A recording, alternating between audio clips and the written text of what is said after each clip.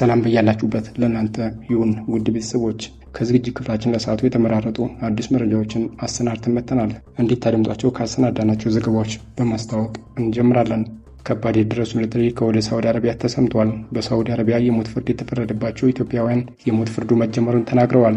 በሳውዲ የሞት ፍርድ የተፈረደባቸውና ከሰዓታት በኋላ ፍርዱ ተፈጻሚ ይሆንባቸዋል ተብለው የሚጠባበቁት ኢትዮጵያውያን በከፍተኛ የስነ ልቦና ቀውስ ውስጥ መሆናቸው ተሰምቷል። የሞት ቅጣት የተላለፈባቸው ኢትዮጵያውያን ተራ በተራ የሞት ፍርዱ ተፈጻሚ የሆነባቸው መሆኑን ተናግረዋል። ጠቅላይ ሚኒስትር አብይ አህመድ በየዕለቱ እየሳኩ ነው የምኖረው ሲሉ ተደመጡ። አውሮፓ በሄድኩበት ወቅትም የአምቡላንስ ጩኸት ረበሸኝ ሲሉም ተናግረዋል። 27 ዩኒቨርሲቲዎች ሸልሞኛል ሲሉ የተደመጡት ጠቅላይ ሚኒስትሩ በእርሳቸው የትምህርት ሕይወትና እውቀት ላይ ጥርጣሬ ላላቸው ሰዎች የሚመስል አስተያየትም አቅርበዋል። የአገዛዙ ልሳኔ ቲቪ ጋዜጠኛውን ለምን ታገትክ በሚል ማባረሩ ታወቀም። ሌሎች የታገቱ የሚዲያ ባለሙያዎችንም ደሞዛቸውን መቅጣቱ ተሰምቷል። እነ ለገሰ ቱሉ የሀገሪቱ ሰላም ታሪካዊ ነው በሚሉበት በዚህ ወቅት እርሳቸው የፕሮፓጋንዳ ስራዎቻቸውን የሚያስተጋቡበት ተቋሚ ቲቪ ደግሞ የሚዲያ ባለሙያዎችን ለምን በአጋቾች ታገታችሁ በሚል ማባረሩ ነው የተነገረው።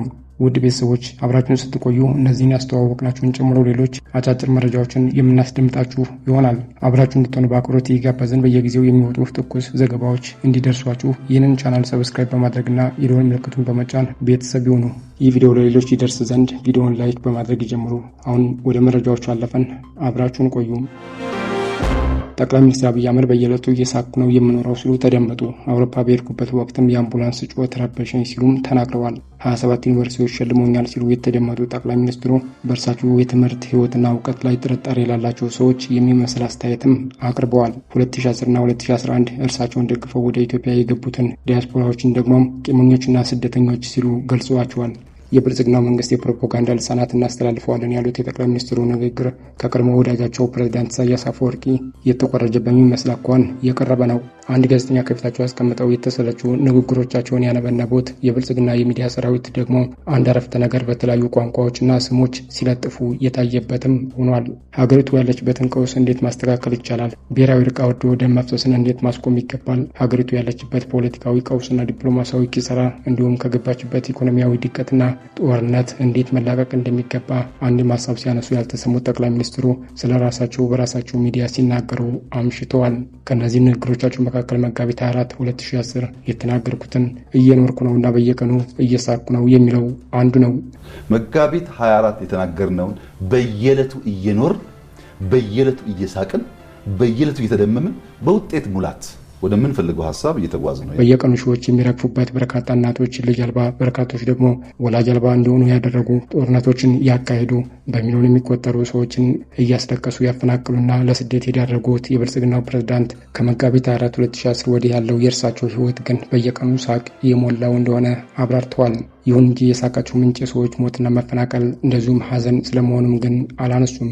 በ2010 ዓ.ም ከአንድ ደራሲ መጽሐፍ ላይ ወስደው ስንኖር ኢትዮጵያውያን ስንሞት ኢትዮጵያ የሚለውን ንግግር የራሳቸው አስመስለው ያቀረቡት የተኮረጀውን ገለጻ ዛሬም የእርሳቸው የፈጠራ ሀሳብ አስመስለው በዚሁ አገላለጽ ሲደነቁ ተደምጠዋል። እርሳቸውን እያወደሱ ተቺዎቻቸውን እየዘለፉ የቀድሞ ደጋፊዎቻቸውን መስማት አንፈልግም እያሉ የተማረሩበትን ንግግር እየደጋገሙ ሲያቀርቡ ያመሹት ጠቅላይ ሚኒስትር አብይ በቅርቡ አውሮፓ ሄጄ የአምቡላንስ ጩኸቱ ረበሸኝ ሲሉም ነው የተሰሙት። በቅርቡ አውሮፓ ጉዞ ነበረኝ።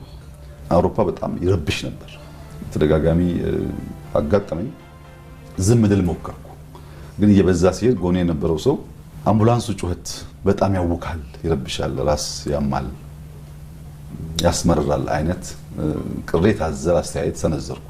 ጠቅላይ ሚኒስትሩ ራሳቸውን ዓለም የሚያደንቃቸው ዩኒቨርሲቲዎችም እየጠሩ የሚሸልሟቸው ከኖቤል ሽልማት ውጭ የእርሳቸው በርካታ ያሏቸው ሽልማቶች ይቅርብኝ እያሉ ሄደው እንደማይቀበሉም ይህንን የሚያደርጉትም ስራ ለመስራት ሲሉ ጊዜ ለመስጠት መሆኑን እና 27 ዩኒቨርሲቲዎች ግን እንደሸለሟቸው አቅርበዋል። ከኖቤል ፒስ ፕራይስ ጀምሮ ከ27 በላይ ዩኒቨርሲቲዎች ሬኮግናይዝ ያደረጉት በዓለምም በአፍሪካም በኢትዮጵያም ከፍተኛ ድጋፍ እና ውዳሴ ያገኘ ለውጥ ነው። ራሳቸው ሀገር ማስተዳደር የሚያውቁ አድርገው ሲናገሩ ተቋሞቻቸውን ደግሞ በተለመደውና በተሰለቸው አገላለጻቸው ቀበሌና ወረዳ እንኳን መርተው የማያውቁ እያሉ አጣጥለዋቸዋል። ምንም እንኳን እርሳቸው የመሩት ወረዳና ያስተዳደሩ ቀበሌ ሳይኖር ጠቅላይ ሚኒስትር ቢሆኑም በኢህአዴግ ዘመን በነበረው ስልጣናቸው በስነ ምግባር ብልሹና በአቅም ማነስ እየተገመገሙ የተሰጣቸውን ኃላፊነት ሁሉ መልሰው ሲነጠቁ መቆየታቸውን ባልደረቦቻቸው ይናገሩ እንደነበር ግን ይታወቃል። ጠቅላይ ሚኒስትር አብይ አህመድ የተማሩና እውቀት ያላቸው ሰዎች እርሳቸውን አላዋቂና ብቃት የለሽ በሚል ለሚሰጡት አስተያየት የሚመስል ምላሽ ያሰሙም ሲሆን ሀገርን ለመምራት እውቀት ያለው ድርሻው ያነሰ ነው ብለዋል። ጠቅላይ ሚኒስትር አብይ እሳቸው ለውጥ የሚሉት የትርምስና ውድቀት ዘመንን በማስመልከት በሰፊው ሲያብራሩም ጥሪያቸውን ተቀብለው ወደ ኢትዮጵያ የሄዱት ዲያስፖራዎችን 4 ኪሎ የጠራናቸው ይመስል ተሳስተው መጡ ያሏቸው ሲሆን እነዚህ ፖለቲከኞችም ቂምና ደስታ ነው ያመጣቸው፣ ስለ ራሳቸው የነበራቸው ግምትም ቀውስ ነው ብለዋቸዋል። አንዲት ቀበሌ ለ1 ዓመት ሰርቭ አድርጎ ያቁም፣ ማገልገል ምን እንደሆነ ያቁም፣ ግን መንግስትን ማፍረስ፣ መንግስትን መምራት፣ መንግስትን መዘወር እንደሚችሉ ያስባሉ። ይህ ስለራሳቸው ያላቸው ግምገማ የፈጠረባቸው ቀውስ ይመስለኛል። የእሳቸውን የጦርነትና የእልቂት ፖለቲካ ደግፈው የቆሙትን እና በአንድ ወቅት ከጎናቸው ቆሞ የነበረውን የዲያስፖራ ኃይልንም ጠቅላይ ሚኒስትሩ ሲያጠለጥሉ ነው የተሰሙትም። የአገዛዙ ልሳኔ ቲቪ ጋዜጠኛውን ለምን ታገትክ በሚል ማባረሩ ታወቀ። ሌሎች የታገቱ የሚዲያ ባለሙያዎችንም ደሞዛቸውን መቅጣቱ ተሰምቷል። እነለገሰ ቱሉ የሀገሪቱ ሰላም ታሪካዊ ነው በሚሉበት በዚህ ወቅት እርሳቸው የፕሮፓጋንዳ ስራዎቻቸውን የሚያስተጋቡበት ተቋሚ ቲቪ ደግሞ የሚዲያ ባለሙያዎችን ለምን በአጋቾች ታገታችሁ በሚል ማባረሩ ነው የተነገረው። አንድ የጣቢያው የህግ ክፍል ባልደረባም ይህ እርምጃ የተወሰደው በጋዜጠኛ ዩኑስ መሐመድ ላይ መሆኑን ተናግሯል። ተቋሙ ይህንን ጋዜጠኛ ከማባረር ባሻገር አንድ ሹፌርና የካሜራ ባለሙያ የ3 ወር ደሞዝ መቅጣቱንም ታውቋል። የዚህ ሁሉ መነሻ ድርጊት የተፈጠረው ከ10 ወራት አካባቢ በፊት ነው። የጣቢያው ጋዜጠኛ ዩኑስ መሐመድ የካሜራ ባለሙያውና ሹፌራቸው ወደ አማራ ክልል ደቡብ ወሎ ዞን ለስራ በማቅናት ላይ ነበሩ። ይሁን እንጂ በሰሜን ሸዋ ዞን ደብረ ሲና አካባቢ ጭራ ሜዳ በተባለ ስፍራ ላይ በታጣቂዎች ይታገታሉ። ሙያተኞቹ በወቅቱ መታገታቸውን ለተቋሙ ማሳወቃቸውን የሚያስታውሱት አንድ ኃላፊን ነገር ግን እንዲለቀቁ ለማድረግ አንዳች ሙከራ ተቋሙ አላደረገም ሲሉ ያስታውሳሉ። ባለሙያዎቹን ያገቱት ታጣቂዎችም ለተወሰኑ ቀናት ከቤተሰቦቻቸው ጋር ያገናኟቸው እንደነበር ያክላሉ። እነዚህም ባለሙያዎችን ያገቱት አካላት የማስለቀቂያ ገንዘብ ሳይጠይቋቸው በተለያየ ቦታ ሲያዘዋውሯቸው ከቆዩ በኋላም ለመልቀቅ ቅድመ ሁኔታ ማስቀመጣቸውን እናም ይህም ሙያተኞቹ የአገዛዙን ፕሮፓጋንዳ ለመስራት ነው የመጡት፣ እናም ካሜራዎቻቸው እኛ ጋር ይቀራል እነርሱን ግን እንለቃለን ማለታቸውን ነው የጠቀሱትም።